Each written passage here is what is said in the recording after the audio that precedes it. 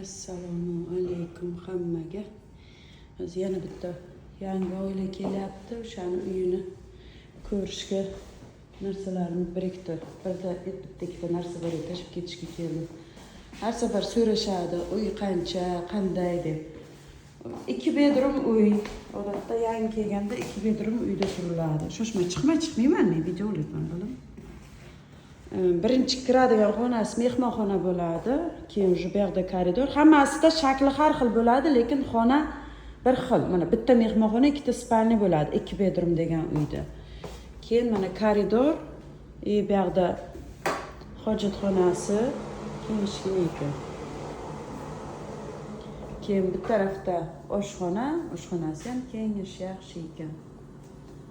Bu taraf oshxona. Холодильник, gaz plita idish yuvadigani bo'ladi. Men hali tekshirganim yo'q. Men ham hozir ko'rgani keldim. Kalit to'gani, ular ham yo'lda hozir kelishyapti. Mana холодильнigi kattagina ekan.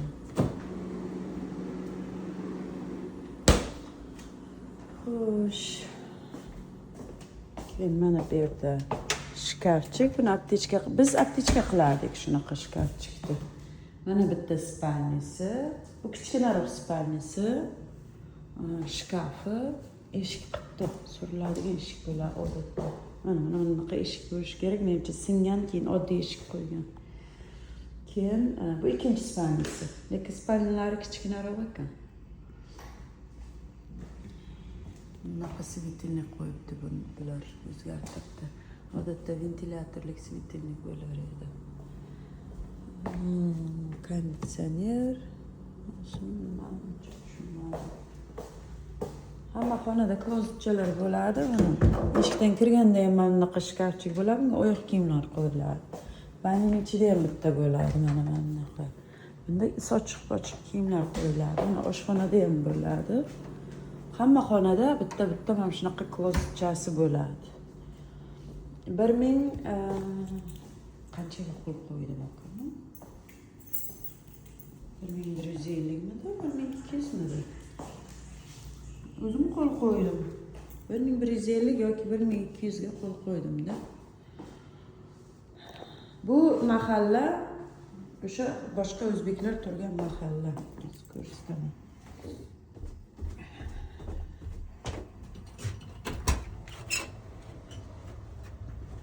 Nima deyapti mana yerda? Oh, trash.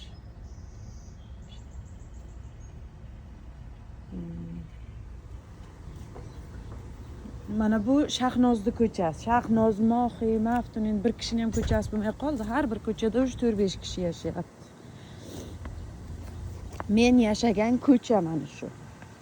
Men mana shu nimada Huntington Drive'da yashaganman. Qurillagan ham yashil. O'sha yerda pastda Shahnoz, Maftun, Kamola, Mohiy shu yerda yashashadi. Endi mana yangi oila. Bular Samarqandlik aytgancha. Samarqandlik oila kelishyapti. Samarqandlik birinchi kelishi. Kelmagan hali. Nimamizni, kolleksiyamizni boyityapmiz desamda. Xullas. Keyin orqa ko'chada Barchin opa, Maqsuda, Mashhura, Maftun, Zarilar o'sha orqa ko'chada yashashadi. Ikkinchi ko'chada, undan keyin ko'chada. Undan ham pastdagi ko'chada Dilbar. Hozircha Dilbarning o'zi, yangamning o'g'li Zafarlar shaharda yashaydi. Dildorlar nasib bo'lsa, Dildorlar endi uyini almashtiradi. Kontrakti tugagan edi. Bilmaymiz qaysi ko'chadan uy chiqadi.